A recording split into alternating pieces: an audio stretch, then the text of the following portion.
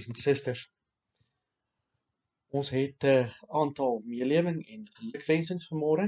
Heel eerstens van ons vra vir voorbereiding vir Stella Roux en vir Rita de Wet, hierdie beproewings wat hulle op hierdie stadium gaan.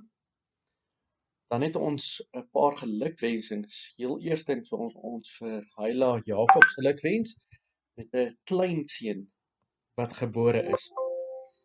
En dan een spesiale verjaarsdag is Tannie Ria Gerber. Sy word 84 op die 9de. Ek wil vir haar sê, baie geluk met haar verjaarsdag en ons hoop die Here sal haar ook seën. Selfs al gaan sy ook deur met haar gesondheid op baie moeilike tye. Dan wil ons vanmôre graag vir Johannes Oukamp hier by ons verwelkom. Soos gebruiklik kom gee hy sy terugvoer oor Topia vir ons. Eerstens gaan sy prediking volg. Julle sal oplet, daar's nie vir elke lied 'n aankondiging nie, so julle kan die liturgie volg, soos wat julle dit in die fokus kry. En dan aan die einde van die erediens sal daar 'n kort videoetjie wees, waarin Johannes sy terugvoer ons gee van Topia. So Johannes, baie welkom hier by ons. Ons hulp is in die naam van die Here, wat hemel en aarde gemaak het en wat getrou bly tot in alle ewigheid. Geliefdes van ons Here Jesus Christus, genade, vrede en barmhartigheid van God ons Vader, ons Here Jesus Christus en die kragtige werk van die Heilige Gees. Kom ons loof die Here saam deur daarom te sing uit Liedboek 440.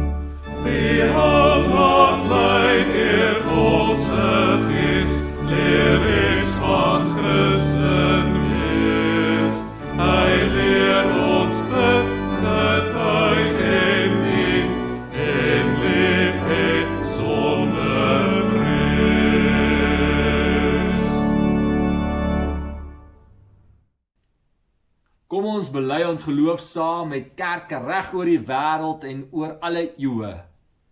Ek glo in God die Vader, die Almagtige, die Skepper van hemel en aarde, en in Jesus Christus, sy eniggebore Seun, ons Here, wat ontvang is van die Heilige Gees, gebore uit die Maagd Maria, wat gelei het onder Pontius Pilatus, gekruisig is, gesterf het en begrawe is, wat die lyding van die hel ondergaan het, wat op die 3de dag opgestaan het uit die dood, opgevaar het na die hemel en sit aan die regterhand van God die Almagtige Vader, waarvandaan hy sal kom om die lewendes en die dooies te oordeel.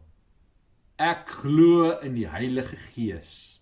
Ek glo aan 'n heilige algemene Christelike kerk, die gemeenskap van die heiliges, die vergewing van sondes, die opstanding van die liggaam en 'n ewige lewe.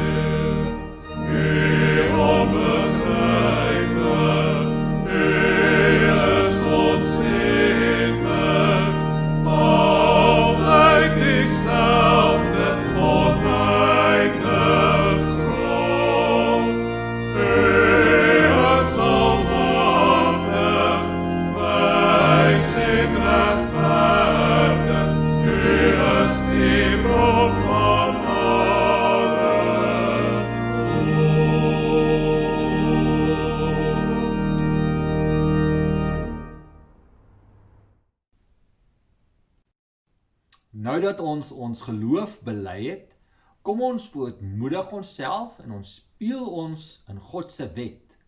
Ons gaan dit doen deur saam te lees uit Lukas hoofstuk 10 vanaf vers 25. Daar was 'n wetsgeleerde wat aan Jesus 'n strikvraag wou stel. Hy staan toe op en vra: "Meneer, wat moet ek doen om die ewige lewe te verkry?" Jesus sê vir hom: "Wat staan in die wet van Moses geskrywe? Wat lees jy daar?" Hy antwoord: "Jy moet die Here jou God lief hê met jou hele hart en met jou hele siel, met al jou krag en met jou hele verstand, en jou naaste soos jouself." "Jy het reg geantwoord," sê Jesus vir hom. "Doen dit en jy sal die lewe verkry." Maar die wetsgeleerde wou homself handhaaf en vra vir Jesus: "En wie is my naaste?" Met hierdie vraag wil die wetsgeleerde die liefde tot die naaste beperk. En dan vertel die Here die gelykenis van die barmhartige Samaritaan om te wys, nee, jy kan nie die liefde tot jou naaste beperk nie. Nee, Jesus draai die vraag om aan die einde en hy sê die regte vraag om te vra is: vir wie is jy 'n naaste?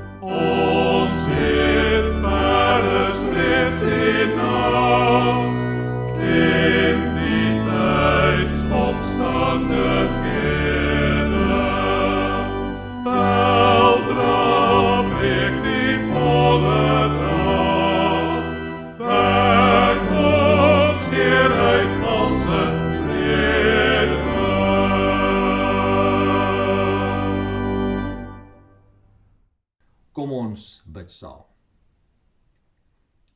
Ons Vader wat in die hemel is, ons Here Jesus Christus, o Heilige Gees. Ons kom vanoggend hier saam as u gemeente, elkeen in ons eie huis, maar in ons harte verenig tot u. Om u te aanbid, nie net met ons hele lewe nie, maar ook in hierdie erediens waar ons saam sing, saam bid en ook luister na u woord. Ons loof en prys u vir die gawe van u woord. Ons dank u dat ons nou direk van u kan hoor en ons bid dat u ons sal lei soos wat u woord ook verklaar word. O Here, en dan bid ons dat ons sal hoor soos mense van rots, wat nie net hoor nie, maar ook doen. Begenadig ons, o Heilige Gees, maak ons harte sag en ontvanklik en dring en dryf ons om u te aanbid en te eer met ons hele lewe. Ons bid dit in die naam van u ons Koning en Here, u wat is en wat was en wat sal wees. Jesus Christus. Amen.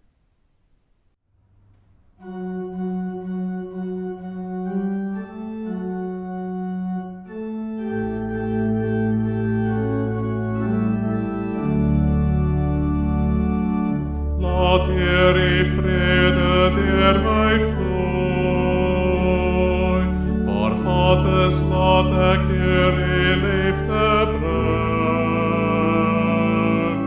Laat ek in pyn en smart vertroostend wees, en krag gee deur geloof in U, o Heer. O Heer, help my om altyd so te leef, om ander hoor as myself te ag, ja, om lief te hê, ander bo myself, en ook eerder te gee as te verwag. Laat Heer die vrede deur my vloei, en laat ek opgee waar daar twyfel is. Ek wil U lig in duisternis laat skyn, laat ware vreugde altyd uit my straal. O Heer, help my om altyd so te leef, om ander hoor as myself te ag, ja, om lief te hê, ander bo myself, en ook eerder te gee as te verwag. Laat Heer die vrede deur my vloei, leer my om ook soos U te kan vergeef. Maak my bereid om aan myself te sterf, dat ander U al meer in my kan sien.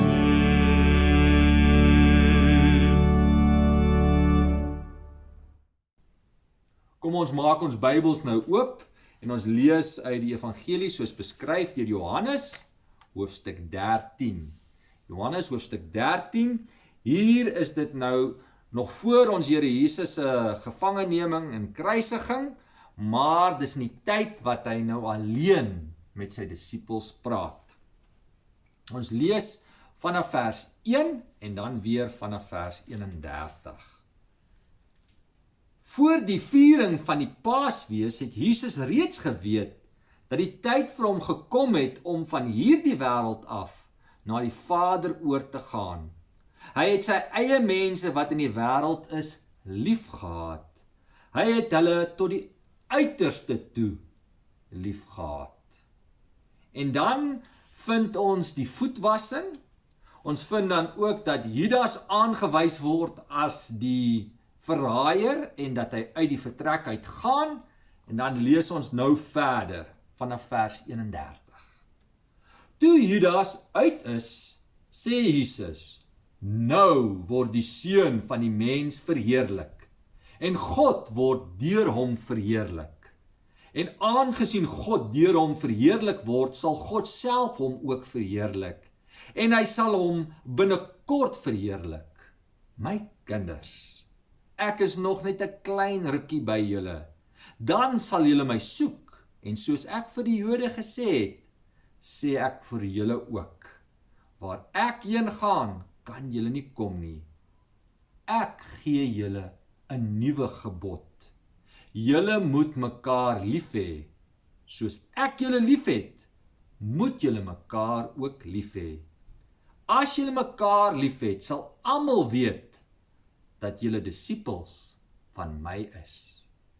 En ons fokus vanoggend is hierdie laaste 2 verse. Ek gee julle 'n nuwe gebod. Julle moet mekaar lief hê. Soos ek julle lief het, moet julle mekaar ook lief hê. As julle mekaar lief het, sal almal weet dat julle disippels van my is. So kom ons kyk na hierdie gedeelte en ons begin kyk en ons sien dat hierdie gedeelte vind plaas in die konteks van 'n tyd toe ons Here Jesus Christus eenkant was met sy disippels. Dis reg aan die einde van sy aardse tyd. En ons sien dan ook, dit gebeur, hierdie gesprek gebeur direk nadat Judas uit is. En sodra hy uit is, dan sê ons Here Jesus Christus, my verheerliking is nou. Nou gaan ek die Vader verheerlik en die Vader gaan my verheerlik. En hierdie verheerliking, hierdie oomblik begin met die hele wete dat ons Here Jesus nou gaan sterf. Hy weet dat die verheerliking loop uit op sy kruisdood, maar ook op sy opstanding en sy regering en die wederkoms en die lewe wat hy nou gaan bewerk. Die tema van ons preek vanoggend gaan wees, gee jouself vir jou medegelowiges, sodat almal kan weet, jy is gestuur. En ons gaan na hierdie gedeelte kyk, en ons gaan kyk, maar wat is hierdie nuwe gebod? En wie is die mekaar wat ons moet lief hê, en wat is die vrug dan, as ons nou die mekaar lief hê, soos wat ons Here Jesus Christus ons hier beveel. So ons begin met hierdie nuwe gebod. Nou wat maak hierdie gebod nuut? Hoe is hierdie gebod anders? Ons het pas gelees uit Lukas 10, wat 'n aanhaling is uit Levitikus 19 vers 18. En as ons dit lees, dan sien ons daar is verskille. Daar sê ons Here Jesus Christus, of sê die wetsgeleerde, ons moet ons naaste lief hê, soos onsself. Hier sê ons Here Jesus Christus, ons moet mekaar lief hê, soos wat hy ons lief gehad het. Ek trek hom nou al reeds na ons toe, want ons is disippels, ons is die volgelinge van ons Here Jesus Christus, né? Maar hy praat daar met sy disippels, en hy sê vir hulle moet mekaar lief hê, soos wat hy hulle lief gehad het. As ons dus nou kyk, en ons vra, hoe moet ons hierdie nuwe gebod verstaan, dan moet ons sien dat die kwalifikasie waarna ons wil kyk is die soos wat ons Here Jesus Christus hulle lief gehad het. Dis die kwalifikasie.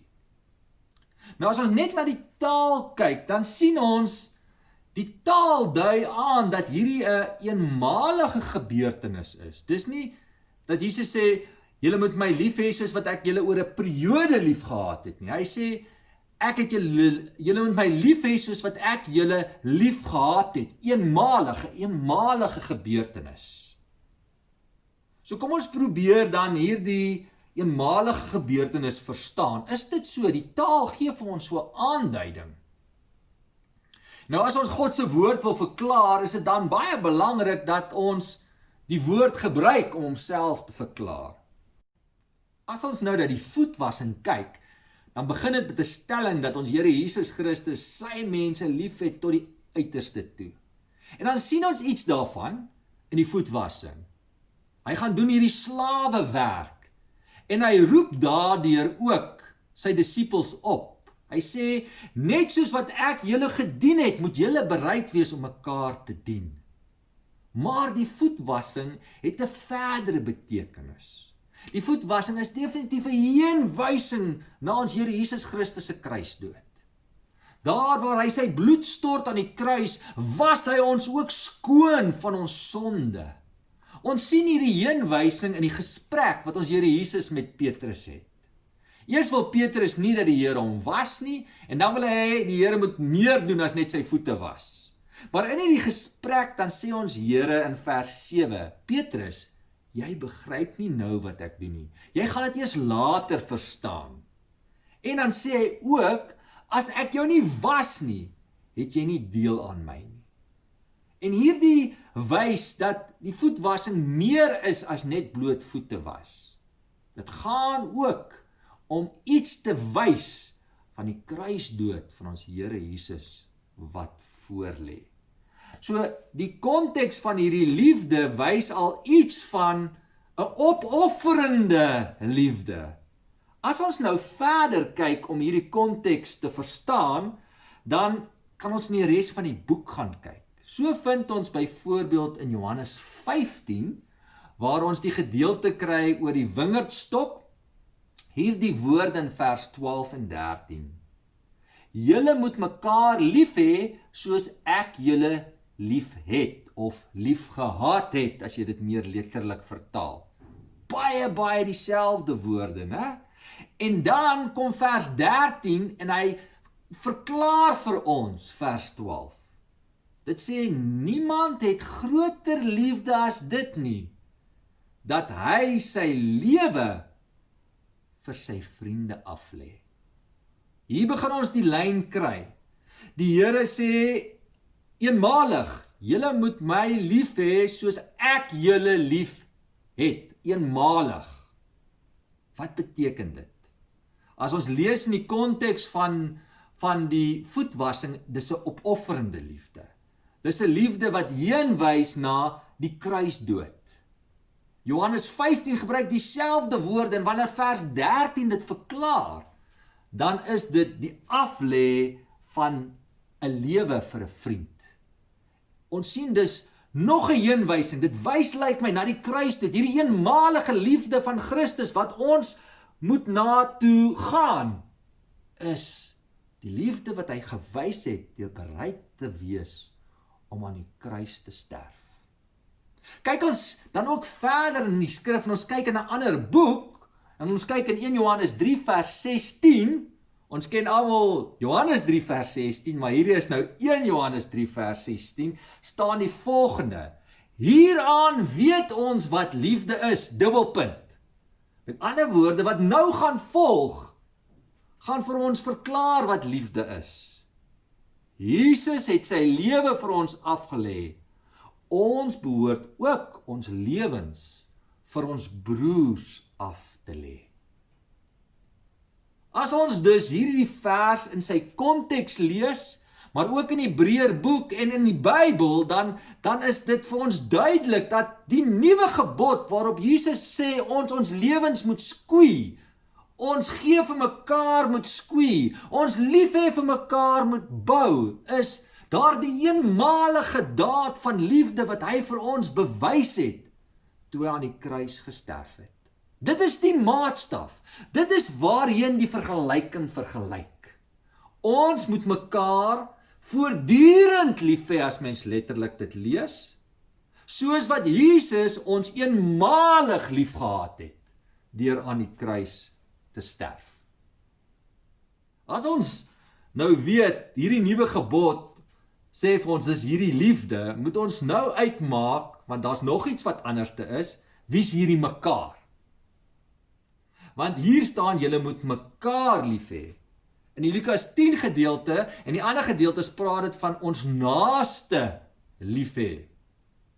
Nou, mekaar in die Bybel kan gebruik word om ook te wys na die groter mensdom. Maar as mens mekaar die hele tyd lees in die Bybel, dan sien ons dit het te doen met die groep wat dan op daai oomblik in die konteks is. Die Fariseërs het vir mekaar gesê, en toe maak hulle 'n plan, byvoorbeeld, om ons Here Jesus Christus te laat doodmaak. So die mekaar, die aanduiding in die skrif, is dat hierdie mekaar is anderste as die naaste. In Lukas 10 is dit duidelik dat dit almal insluit. Jy kan nie die liefde van Christus beperk nie, maar hier op hierdie punt, in die geskiedenis, waar ons Here Jesus Christus met sy disippels sit, net voor sy kruisdood, sê hy vir hulle iets anderste. Dit sluit nie die ander liefde uit nie, maar hy sê spesifiek in die nuwe gebod, moet ons mekaar lief hê. En die aanduiding is hier, dat dit nie die breër is nie, maar dit is die medevolgeling, dit is die medegelowige, dit is dus nie die naaste nie. En Ons sien dit reeds byvoorbeeld in vers 35. As ons dan daar lees, dan sien ons hier, gaan ons sien die mekaar en die vrug van wanneer ons hierdie gebod gehoorsaam is, nou in mekaar verweef. Daar staan, almal sal weet dat julle my disippels is, wanneer julle mekaar liefhet. Daar gaan dus 'n wete by ander kom, as hulle dus sien, hoe God se volgelinge opofferend mekaar liefhet, selfs bereid sal wees om soos Christus vir mekaar te sterf. Johannes 17 vers 21 bevestig dit, ons sien dit weer in die boek. Daar word gestel dat die eenheid, ons een wees tussen gelowiges, is geskoei, is gebou op die een wees tussen God, die Vader, die Seun en die Heilige Gees. En op daardie eenheid gebou op dieselfde manier, as ons eenheid, as ons mekaar liefhet met ander woorde, dan sal die wêreld weet dat die Vader ons Here Jesus Christus gestuur het. Dit staan eintlik daar, hulle sal glo dat die Vader ons Here Jesus Christus gestuur het. So, hierdie nuwe gebod, hierdie opofferende liefde tot die dood toe, se fokuspunt is jy. Dis jy wat hier sit en luister. Dit is medegelowiges. En as ons dan in die res van die Nuwe Testament kyk, dan sien ons hoe hierdie vrug dan na vore gekom het. Dat wanneer gelowiges mekaar liefhet, het dit die effek ook vir die gestuur wees, vir die na buite. Want dit weer klink, die evangelie weer klink, juis ook deur ons liefde vir mekaar.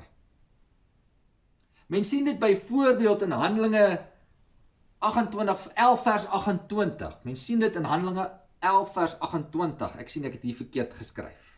In Antiochië is die disippels die eerste keer Christene genoem. Hulle optrede, hulle liefde het gelei sodat mense weet hulle is Christene. En as jy gaan kyk in Handelinge, dan sien ons hoe hulle mekaar liefgehad het. Ons sien dan ook in die res van die evangelies, as ons kyk na die samestelling van die kerk, dan sien ons die kerk het die grense totaal en al verbreek van hulle samelewingstyd. Mense was saam gegroepeer, wat nie saam gehoord het nie. Ons sien daar dat slawe en hulle eienaars met mekaar gemeng het. Ons sien dat ryk en arm gemeng het. Jood en Griek gemeng het. Ons sien ook dat man en vrou by mekaar was. En gaan kyk ons na hoe Jesus bedien het, dan sien ons hy het hierdie grense oopgebreek. Ons sien ons Here Jesus Christus wat met 'n Samaritaanse vrou praat. Ons sien wat met 'n tollenaar werk, met 'n melaatse, met 'n prostituut. Jy sien ons Here Jesus Christus deurbreek hierdie grense. En soos wat ons as die kerk ook mekaar liefhet, maak dit dan dat die evangelie uitklink en weer klink echo in die wêreld in. Dan trek ons mense nader. En nie soos wat ons baie keer deesdae hoor nie, mense wat kyk na die kerk en hoe gelowiges maak en sê, ek wil nie hierdie Christus dien nie. Hoe gaan ons in ons tyd hierdie liefdesgebod wat die Here aan ons gee, doen? Hoe gaan hy hande en voete kry in 'n groot gemeente? Hoe gaan hy hande en voete kry in 'n samelewing wat so beïnvloed is deur die westerse denke? 3 dinge wat byvoorbeeld dit baie moeilik maak, is die invloed van die individu. Die westerse wêreld wat vir ons sê, maar ek is baas. Die lewe gaan oor my. Dis net ek en myself en my eie belang. My eie gemak, my eie sukses. Nog 'n groot struikelblok vir ons in ons tyd is vanuit hierdie westerse filosofie van materialisme en jaag na 'n lewe, 'n droom, dat daar nie tyd is nie. Ons het nie tyd nie. Aan die een kant nie tyd vir sekere baie belangrike dinge nie, maar aan die ander kant word die tyd van vermaak en sport aan ons verkoop. Soos party skrywers wel sê, dit is die tempels en die aanbidding van die moderne tyd, is die vermaak en die sport, die Netflix en al die verskillende sportbyeenkomste. 'n derde groot struikelblok wat hierdie filosofie van die Weste aan ons bring, is dat geld is baie, baie belangrik. Dis my geld, ek het daarvoor gewerk, ek het die planne gemaak, ek het die strategie gemaak, ek het dit nagejaag, dis myne. En die hele konsep van rentmeesterskap, en ek kan niks sonder die Here doen, verval. Nou met hierdie 3 groot struikelblokke in ag geneem, hoe gaan ons prakties uitvoering gee aan ek moet my medegelowige lief hê, soos wat Jesus Christus bereid was om te sterf. Ek wil dit vir ons deurtrek na 'n paar fasette van ons lewens. Die een is, dit begin by die gesin. Jou medegelowige bly saam met jou in die huis. Het jy jou vrou of jou man met daai selfde opofferende liefde lief, soos wat ons Here Jesus Christus sy disippels lief gehad het deur te sterf aan 'n kruis? Hoeveel huwelike tussen medegelowiges is stukkend, omdat ons hierdie belangrike gebod nalat. As jy bereid is om jou vrou en jou man lief te hê, soos wat Jesus Christus hier sê, dan sê 1 Korintiërs, die liefde bedek baie goede. Maar omdat ons onder die invloed van die westerse filosofie is, wil ons sê, ek en my belang, en dit kom voorop. Miskien worstel julle selfs in hierdie afsonderingstyd met mekaar. Want nou is julle eweslik gedwing om by mekaar te wees. Die antwoord lê nie in kyk na mekaar nie. Die antwoord lê kyk op. Kyk na die kruis. Vergeet die hof. Moet dit nie oorweeg nie. Vergeet die prokureur. Gaan na Christus. Gaan op jou knieë en bekeer jou en sê, Here, ek het nie my man of vrou lief, soos ek U my lief gehad het nie. O Heilige Gees, help my om so lief te hê. Ek wil vir ons nog 'n lyn trek. Ons gaan net 'n paar pennestrepe trek. Daar's verskeie toepassings. Hoe gaan ons dit regkry in 'n groot gemeente waar ons in 2 eredienste bymekaar kom? Party mense mekaar eintlik nie ken nie. Wel, die belangrike is dat ons eers verhoudings moet hê met medegelowiges. Dit kan dalk wees daar waar jy 'n gawe het, miskien help jy met die jeug of op 'n ander terrein in die gemeente, maar eers moet jy verhouding met medegelowiges hê. Dat jy hulle kan lief hê in 'n kleiner kring. Het sy in jou klein groep of eers wat jy by 'n diensgroep betrokke is, maar daar moet sulke goeie verhoudings wees dat ons mekaar kan verantwoordbaar hou. Dat ons by mekaar kan hoor, maar hoe gaan dit met jou verhouding met die Here? Hoe gaan dit met jou verhouding met jou vrou of met jou man? Lees jy nog Bybel? Worstel jy met sondes? Kom help, laat ek jou help. Deel met my. Daai vertrouensverhouding, dit moet bestaan. So daar moet eers 'n geleentheid wees binne die groot kring dat mens in 'n klein kring verhoudings kan hê. Anders kan ons nie hierdie liefdesgebod nakom nie. Maar kyk ons dan ook verder, dan sien ons dat ons het medegelowiges wat nie in ons gemeente is nie, buite kerkgrense heen, oor taalgroepe heen, en die Here praat dat ons hulle ook moet lief hê. Ons eenheid lê ook daar. Kom ons wees eerlik met mekaar. Ons vind baie keer ons eenheid eerder in iemand van ons eie taalgroepering as 'n medegelowige wat 'n Zulu of 'n Duitser is. Ons vind ons nader aan 'n ongelowige Afrikaner as 'n gelowige Zulu of Duitser. En die Here sê juis dat daardie eenheid van ons, hierdie liefde vir mekaar gaan die wêreld laat sien dat Jesus gekom het. Die wêreld laat sien en glo dat jy 'n disipel van die Here is. Ons sal ons moet bekeer. Ons sal moet sê, Here, hierdie gebod kom ons nie na nie. Ons het net die lief wat soos ons is. Help ons asseblief daarmee. Verder sal ons dan ook sien, in hierdie grendeltyd sal ons moet plan maak om by mense op 'n ander manier uit te kom. 'n Manier wat vir party van ons vreemd is, veral die van ons wat BC is, before computers. Maar vir ander van ons gaan dit baie gemakliker wees. Deur groepstelefoons gesprekke en kuiers, om mense te bel en hoor hoe gaan dit. Maar ons sal op die elektroniese manier ook mekaar moet dien, mekaar vir mekaar gee, mekaar op die manier lief hê. Ek wil 'n derde lyn trek. Die eerste was in die familie en ek het maar net op die huwelik gekonsentreer. Die tweede was in die breër gemeente. En die laaste is op iets waar ons dalk sensitief is.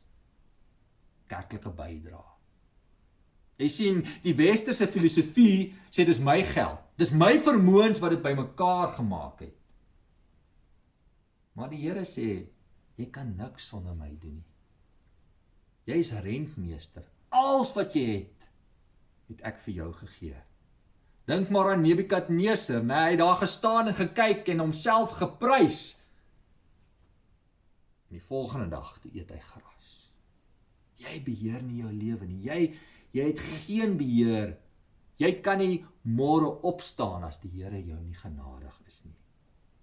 En kyk ons reg deur die Christelike kerk in hierdie Nuwe Testamentiese tyd, veral kerke wat meer van 'n tradisionele agtergrond is, dan sien ons dat kerklike bydrae baie laag is. Daar's 'n wortel daar. Dis 'n wortel wat aandui dat ons uitverkoop is aan die westerse filosofie. As jy nie vir die Here vrywillig bring nie, hy sê gee jouself, maar dit is deel daai van Romeine 12, wat jy met jou hele lewe nou offer. As ons gaan kyk na die Ou Testament en ons gaan kyk na hoe in die Ou Testament bydraes gegee is, wat ons nou maar sal noem 'n kerklike bydrae, dan was dit baie meer as net 10%. Dit was basies 23%, as mens gaan kyk na al die offers en die verskillende feeste waarvoor hulle moes bydra. In die Nuwe Testamentiese tyd dan sê die Here nie vir ons eers 'n tiende nie, hy gee nie 'n voorskrif nie. Hy sê gee soos wat jy in jou hart oortuig is, gee soos wat jy dankbaar voel. En in die konteks dan moet ons dink aan die gesprek van ons Here Jesus Christus met die wetsgeleerde wat hom genooi het na sy huis toe, en toe kom daar 'n vrou in en sy huil en sy was sy voete en sy gooi hierdie duur parfuum op sy voete en dan dink die wetsgeleerde, maar weet hy nie wie hier is hierdie vrou nie. En dan sê ons Here Jesus vir hom, ek het hier gekom, jy het my nie gewas nie, jy het my voete gewas nie, jy het min liefde aan my betoon, maar hierdie vrou hou nie op om aan my liefde betoon nie. En dan is die gevolgtrek van hierdie stuk, hoekom? Want sy weet hoe groot haar sonde is. Sy weet dat sy moet verskriklik dankbaar wees. Verskriklik dankbaar wees, want die Here se genade was groot in haar lewe.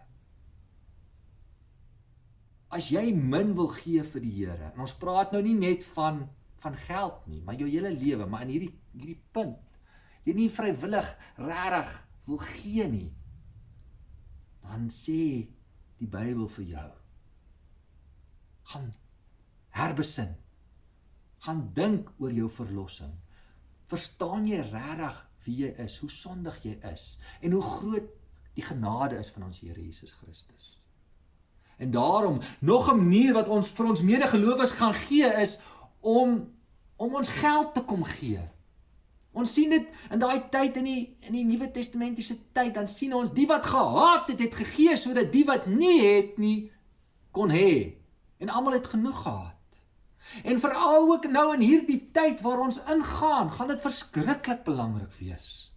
Want ons gaan in 'n tyd in waar die ekonomiese krisis 'n geweldige sweepslag en 'n terugslag effek gaan hê. Daar gaan baie mense wees wat hulle werke verloor of minder geld kry. Daar gaan baie behoeftige mense onder ons wees. En die Here gaan ons roep wat het om mildelik te gee. So hierin is daar vir ons net 3 riglyne van hoe ons hierdie liefdesgebod kan nakom. Want om hierdie liefdesgebod te verstaan, moet ons weet dat die kleiner dinge as jou lewe gee is ingesluit. As die Here sê, jy moet bereid wees om soos ek te sterf, dan sluit dit al die kleiner dinge in. Die Here roep ons om mekaar lief te hê. In die konteks ook van die stuur my maand, waar hy sê, gee jouself vir jou medegelowiges. Wanneer ons dit doen, wanneer ons mekaar lief het, soos wat hy ons lief gehad het, dan word ons soos 'n magneet, 'n aantrekkingskrag vir die wêreld. Dan sal die wêreld weet wie jy is. Sal weet dat jy 'n disipel is, en 'n disipel is 'n gestuurde, iemand wat met hulle hele lewe dan ook uitgaan, met woord en daad en die evangelie aan mense bring. So as ons as 'n gemeente en as individue God se koninkryk wil bou, dan moet ons hierdie gebod nakom. Ons moet mekaar lief hê. En wanneer ons dit doen, dan sal ander ons sien en sal ander hoor. Dit sal weer klink en ander sal weet, Jesus het opgestaan. Hy lewe, hy bring lewe, hy kan my honger stil. En dan sal ons meewerk en bou aan God se koninkryk. Amen. Kom ons bid nou saam. Ons Here Jesus Christus, ons kom voor U. En ons dankie vir die woord. Here, dankie dat U vir ons 'n maatstaaf geword het, waar volgens ons liefde moet meet. Maar ons kan dit nie doen nie, as U nie hierdie liefde vir ons bewys het. En omdat U dit vir ons bewys het, gee U vir ons U Heilige Gees. En deur die Heilige Gees word ons in staat gestel om U te volg. O Here, ons is in 'n tyd van afsondering, 'n tyd van ekonomiese krisis, 'n tyd van 'n siekte reg oor die wêreld. Ja Here, U die afgode van ons tyd se maatjie onder baie mense uitgeruk. Mag hulle in hierdie tyd tot U nader. Mag hulle die voetstappe hoor van U wederkoms, Here. Want U sê dit so duidelik in die evangelies, dat daar vir ons merktekens sal wees, wat wys, maar U is aan die kom. Oorlog, hongersnood, siekte, aardbewings. Dis als merktekens wat roep en sê, bekeer julle, ek is op pad. Daar is nog tyd, kom na my toe. O Here, help ons in hierdie tyd onsself voor te berei vir wanneer ons weer tussen ander kan leef. Here, help ons om werklik huisgesin van U te wees, soos wat U dit bedoel. Baie nader aan ons broers en susters in U as ons bloedfamilie wat U nie ken nie. As ons volksgenote wat U nie ken nie. Ja, Here, help ons, lei ons, want sonder U kan ons niks doen nie. Ons bid vir wysheid vir ons regering. Ons bid vir wysheid vir die leiers van ons gemeente. Ons bid, Here, dat U vir ons as huisgesinne sal seën en dat ons hierdie tyd sal koester om weer verhouding met mekaar te bou en nader aan U te groei en dit dan vas te gryp en in ons lewens te anker as ons weer uit ons huise kom. Ons bid vir mense wat noodsaaklike dienste lewer. Ons vra U seën en beskerming op hulle. Ons kom nou voor U en ons dank U vir hierdie geleentheid om via die internet ook tog saam kan wees. Dankie vir hierdie tegnologie en wil U ons rusdag seën. Wil U hierdie rustyd seën sodat ons vanuit U rus kan lewe. Ons vra dit in Jesus Christus se naam alleen. Amen. Daar is nou geleentheid ook vir jou liefdegawe.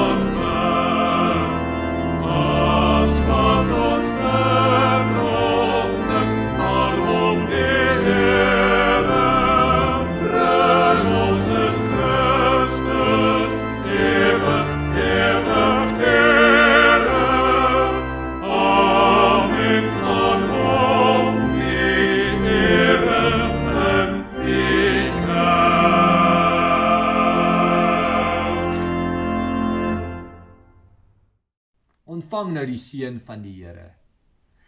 Die Here sal jou seën en jou beskerm. Die Here sal tot jou redding verskyn en jou genadig wees.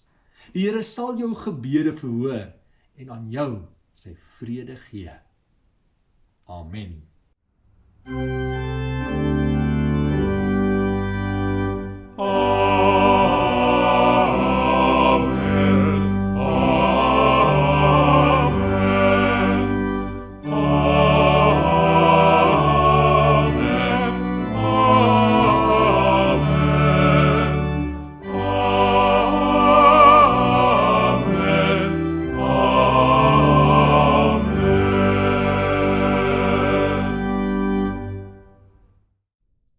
Utopia.